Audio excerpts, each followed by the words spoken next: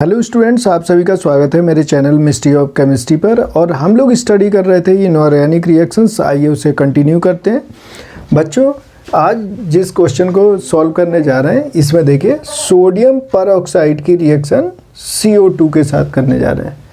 तो इसे बिल्कुल रटने की ज़रूरत नहीं है। जैसे मैं जितने भी आपको इनऑर्गेनिक रिएक्शंस के आपने वीडियो देखे होंगे उसमें हम लोग हमेशा लॉजिकल थिंकिंग के थ्रू उन क्वेश्चनों को सॉल्व कर रहे हैं। उसमें कहीं भी हमें रटने की ज़रूरत नहीं है। तो आज भी आइए आपको नए नए मेथड में सिखाता हूँ कि कैसे हम इनऑर्गेनिक रिएक्शंस को बिना रटे कैसे सॉल्व करेंगे। तो आइए इसे मैकेनिज्म के थ्रू हम लोग सॉल्व करते हैं। यहाँ क्या दिया बच्चों? सोडियम परऑक्साइड दिया है। तो इस सोडियम परऑक्साइड को सबसे पहले क्या किया जाए, कैसे सॉल्व करें? मैंने बता रखा है आपको कि जब भी रिएक्शंस इस तरह की दी हों, सोडियम परऑक्साइड हमने पहले भी देखा था, तो इसमें सबसे पहले किसे बुलाया जाए? वाटर को। तो वाटर को बुला लेते हैं। देखिए HOH, तो ये हो गया -1, ये हो गया +1, और यहाँ देखिए ये है +1 और ये है, बताइए, -1 या -2? -2 है। देखिए कैसे, Na2O2, इसका ऑक्सीडेशन नंबर निकाल लीजिए यहाँ से। तो ये कितना हो गया? 2 + 1 सोडियम का +2x = 0। तो 2x और ये इधर आके -2x = क्या आ गया? -1 आ गया।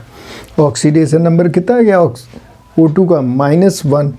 ये सिर्फ एक ऑक्सीजन का है बच्चों। कितना? -1। कितने ऑक्सीजन है? 2। तो एक का है -1, तो 2 का कितना हो जाएगा? -2। तो देखिए मैंने क्या लिखा? -2। अब चलिए आगे चलते हैं।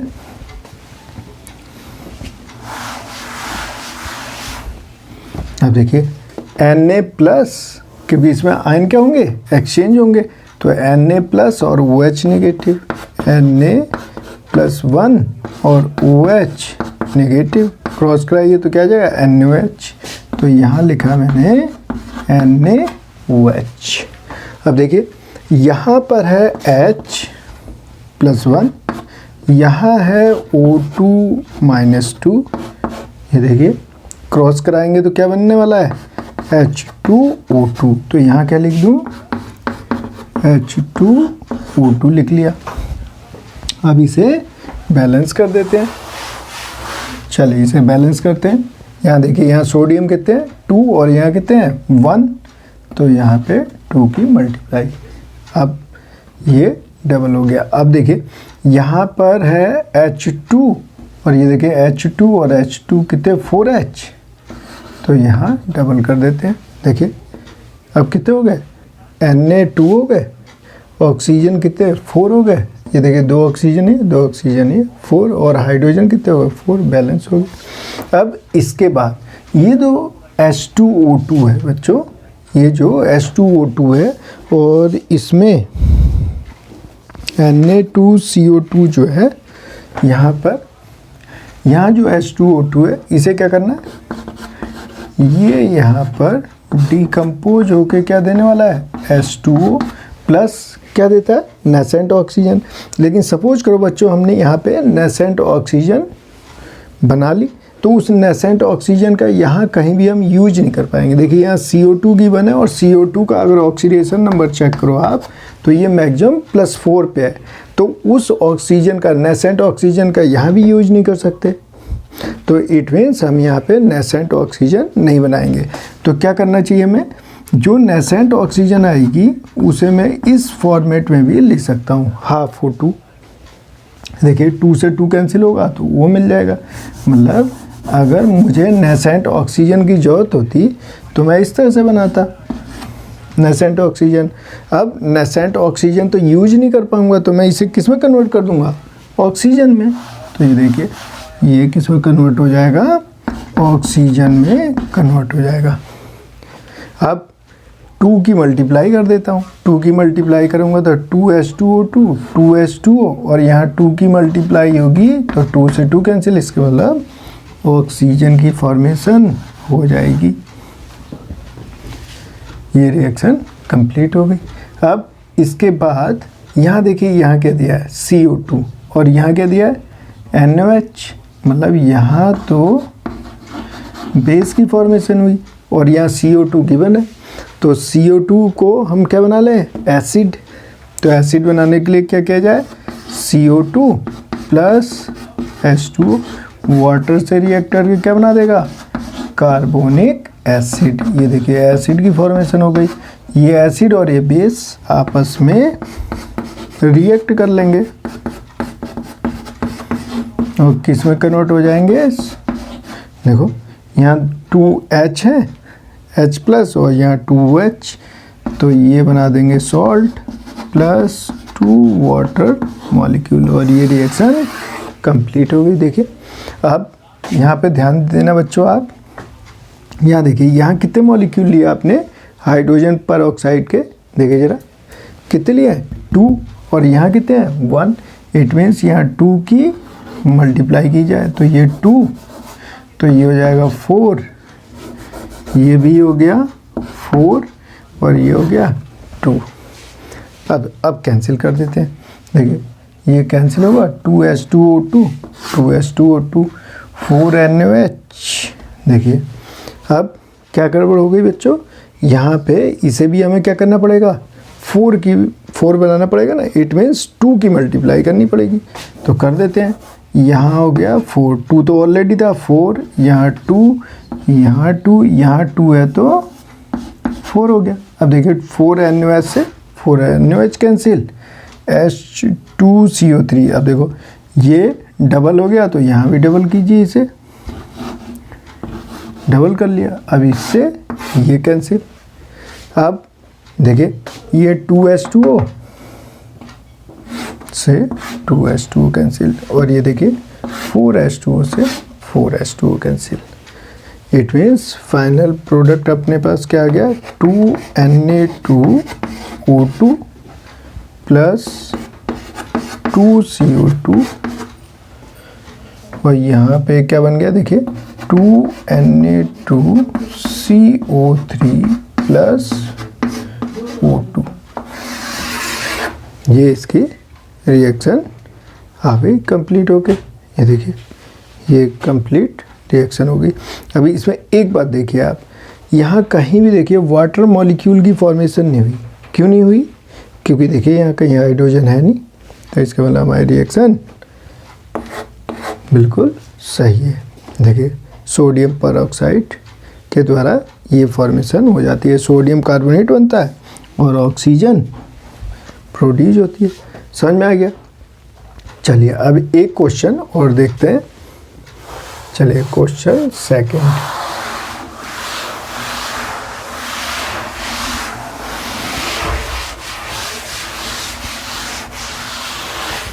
चलो बच्चों सेकंड रिएक्शन देखते हैं।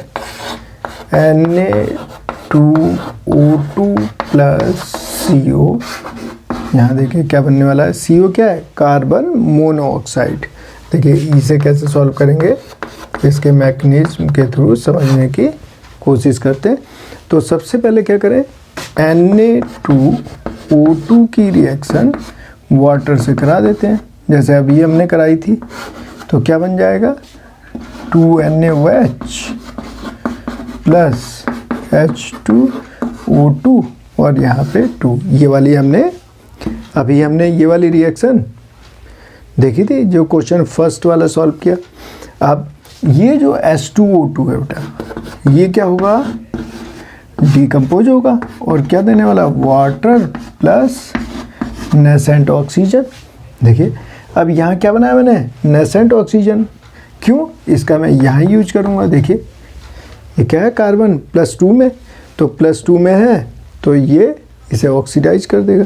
तो ये देखिए CO प्लस नेसेंट ऑक्सीजन क्या बन जाएगा CO2 कार्बन डाइऑक्साइड। तो ये क्या हो गया +2 से +4 में कन्वर्ट हो गई। अब इस CO2 को, क्योंकि यहाँ बेस बना है तो ये क्या बन जाएगा, एसिड, तो H2O से रिएक्ट करा दीजिए, तो ये क्या बन गया, H2CO3, कार्बोनिक एसिड बन गया। इस कार्बोनिक एसिड की रिएक्शन, इस कार्बोनिक एसिड की रिएक्शन इस बेस से करा देते हैं, तो 2NaOH प्लस H2CO3, ये हो गया Na2CO3 प्लस 2H2O, और ये रिएक्शन कंप्लीट हो गई। अब देखिए यहाँ से 2NaOH से 2NaOH कैंसिल, H2CO3 से H2CO3 कैंसिल, CO2 से CO2 कैंसिल, H2O से H2O कैंसिल, नेसेंट ऑक्सीजन से नेसेंट ऑक्सीजन कैंसिल, और H2O2 से H2O2 कैंसिल। अब जो बच गया वही हमारा फाइनल रिजल्ट आ जाएगा। ये देखो ये भी कैंसिल, तो क्या गया बच्चों, Na2O2 प्लस CO, ये रिएक्टर के क्या बन गया, Na2CO3, सोडियम कार्बोनेट बन गया। तो देखिए दोनों रिएक्शन बहुत ही मोस्ट इम्पोर्टेंट है, और सोडियम परऑक्साइड का यूज बच्चों सबमरीन, उसमें बहुत ज़्यादा यूज होता है, आप जानती हैं क्यों, क्योंकि उसके अंदर CO और CO2 की फॉर्मेशन ज़्यादा रहती है। तो क्या फ़ायदा है, जब आप सोडियम परऑक्साइड डालोगे तो उसमें जो कार्बन मोनोऑक्साइड की फॉर्मेशन हुई है, कार्बन डाइऑक्साइड की फॉर्मेशन हुई है, उसे तो एब्जॉर्ब करके क्या बन जाएगा, सोडियम कार्बोनेट, और ऑक्सीजन, फ्रेश ऑक्सीजन की फॉर्मेशन हो जाएगी।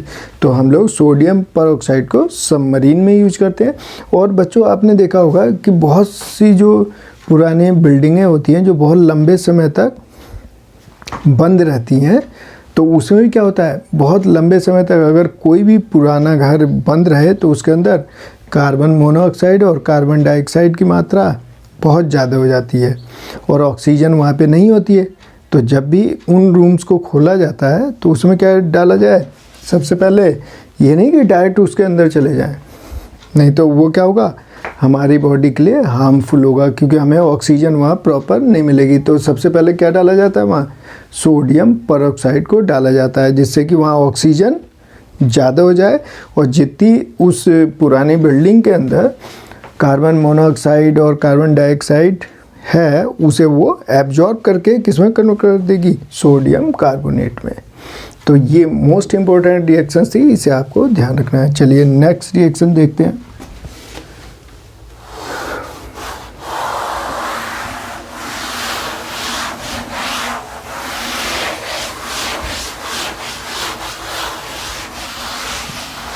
चलो बच्चों अब देखते हैं हम लोग नेक्स्ट रिएक्शन।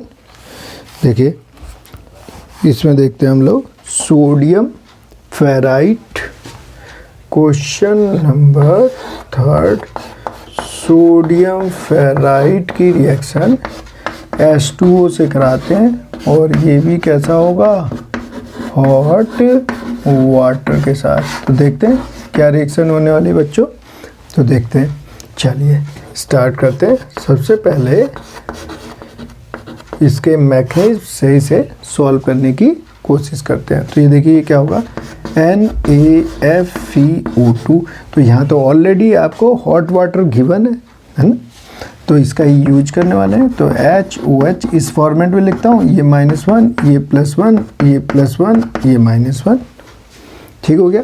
अब देखो ये आयन क्या होगा, एक्सचेंज, तो यहाँ क्या बन गया, NaOH, और ये देखिए ये क्या बन गया, HFeO2, हाइड्रोजन फेराइट। अब देखिए ये वाला जो HEFeO2 है ये क्या होगा, अनस्टेबल, तो ये कैसा हो जाए, ये डिकम्पोज हो जाएगा। तो HFeO2 इसे लेते हैं डबल, ठीक है, क्योंकि हीट कर रहे हैं तो इसमें से क्या होगा, वाटर तो निकल ही जाएगी। तो यहाँ से तो वाटर निकल जाएगा, और ये क्या बन जाएगा, आयरन का ऑक्साइड बन गया। अब देखिए अब ये हो गया डबल, तो यहाँ 2 की मल्टीप्लाई कर लीजिए, जिससे हम इसे कैंसिल कर सकें। अब देखिए ये सॉल्व हो गया, इससे ये कैंसिल हो गया और क्या आ गया अपने पास, देखो अपने पास आ गया 2NaFeO2 plus 2H2O reactant side है और H2O प्रोडक्ट साइड, तो यहाँ बच गया H2O और यहाँ बन जाएगा Fe2O3 प्लस 2NaOH। ये रिएक्शन हमारी कंप्लीट हो गई। देखिए आसानी से हमने इसे सॉल्व कर दिया। तो हम लॉजिकल थिंकिंग के थ्रू किसी भी रिएक्शन को आसानी से सॉल्व कर सकते हैं। चलिए नेक्स्ट रिएक्शन देखते हैं।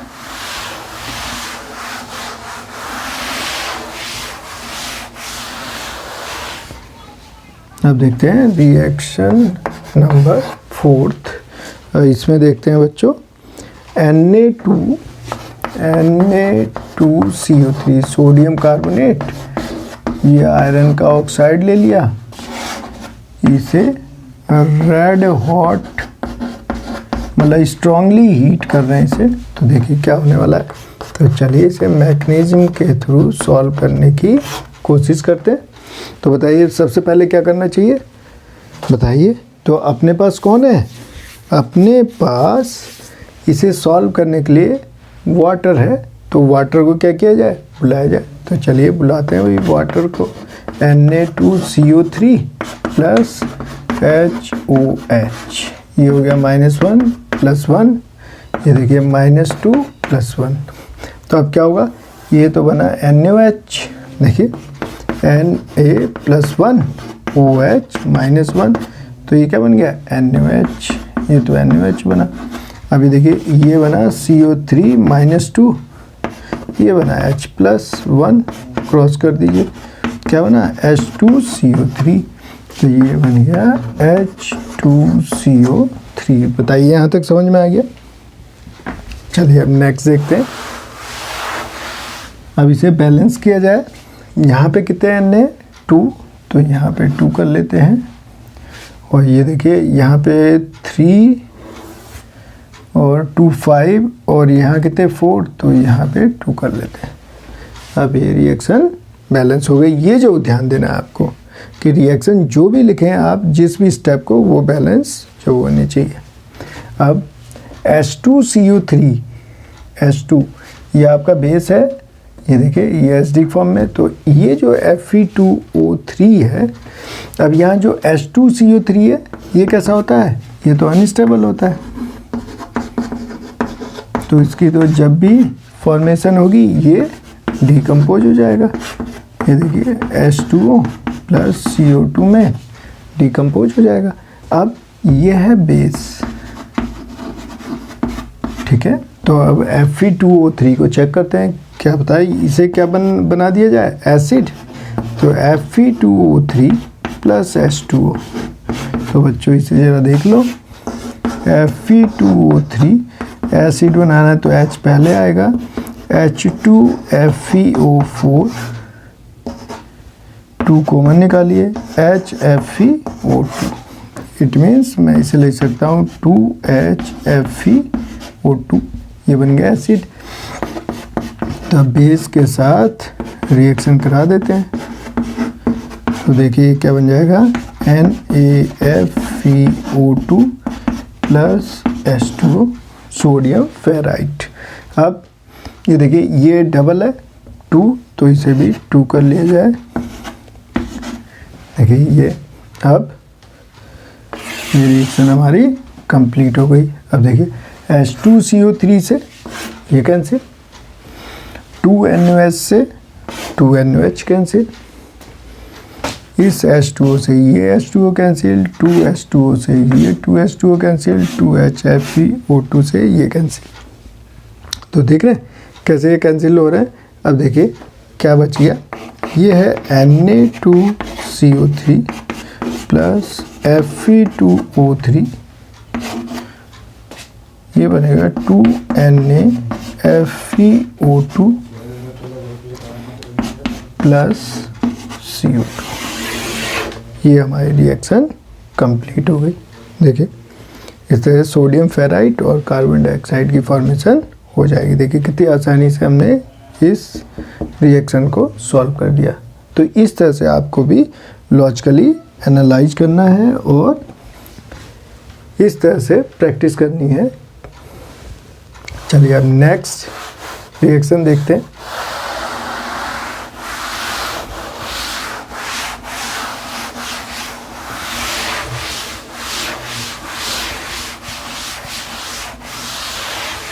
चलिए बच्चों अब देखते हैं क्वेश्चन नंबर 5। क्वेश्चन नंबर 5 में हम लेते हैं अमोनियम कार्बोनेट ले लेते हैं। इसे हीट करेंगे तो क्या होगा, देखिए समझते हैं। इसे मैकेनिज्म के थ्रू सॉल्व करते हैं। देखिए ये बहुत ही आसान है। तो इसे कैसे करेंगे, सबसे पहले ये सॉल्ट है अमोनियम का, अमोनियम सॉल्ट है। तो इसमें क्या किया जाए, NH4 होल ट्वाइस CO3 के लिए, क्योंकि सॉल्ट है, अमोनियम सॉल्ट है, तो सबसे पहले क्या लें, वाटर लेते हैं बच्चों। अभी देखिए -1 +1 +1 -2। अब तो समझ गए होंगे, डायरेक्ट कर दें तो ये बनेगा NH4OH। और ये देखिए ये क्या बनने वाला है, CO3 -2 और ये हो गया H+1 क्रॉस कीजिए H2CO3। तो यहाँ बन जाएगा H2CO3। देखिए अब इसके बाद इसे बैलेंस किया जाए। ये देखिए इसे तो कीजिए डबल और यहाँ पे कर लीजिए 2H2O। अब ये देखिए बैलेंस हो गई। देखिए 2NH4OH और H2CO3 बैलेंस हो गया। अब ये कैसे होते हैं, ये तो अनस्टेबल होते हैं। कैसे होते हैं, अनस्टेबल। ये भी और ये भी अनस्टेबल होते हैं। तो ये क्या होंगे, डिकम्पोज। तो NH4OH किस में कन्वर्ट हो जाएगा, NH3 + H2O में, और H2CO3 ये कन्वर्ट हो जाएगा H2O + CO2 में। ये देखिए अब ये डबल है तो इसे डबल कीजिए। अब इससे तो ये कैंसिल, H2CO3 से ये कैंसिल हो जाएगा, 2H2O से ये कैंसिल हो जाएगा। तो देखिए क्या फॉर्मेशन हुई, NH4 होल ट्वाइस CO3, ये आ गया 2NH3 + CO2 + H2। इसकी फॉर्मेशन होगी। तो इस मेथड से भी कर सकते हैं बच्चों। एक इसका दूसरा मेथड भी है, उसे भी देख लेते हैं। चलिए उसे भी देखते हैं।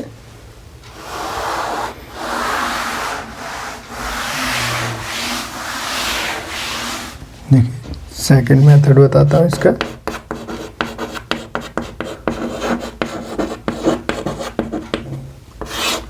सेकंड मेथड के द्वारा कैसे सॉल्व करेंगे वो भी आसान है। देखिए क्या किया जाए, जब भी NH4 whole twice CO3 given हो तो आप क्या करें, जब आप हीट करेंगे तो एक तो अमोनिया गैस निकलेगी, तो 2 अमोनिया गैस, और दूसरा क्या बन जाएगा, H2CO3 कार्बोनिक एसिड। और कार्बोनिक एसिड आप जानती हो ये कैसी होती है, अनस्टेबल। तो ये तो तुरंत ही क्या हो जाएगी, डिकम्पोज। तो ये क्या बन जाएगा, H2O CO2। देखिए यहाँ से इसे कैंसिल कर दीजिए। तो ये क्या आ गया, NH4 होल ट्वाइस CO3, ये आ गया 2NH3 CO2 + H2O। देखिए ये रिएक्शन कंप्लीट हो गई। तो समझ में आया बच्चों।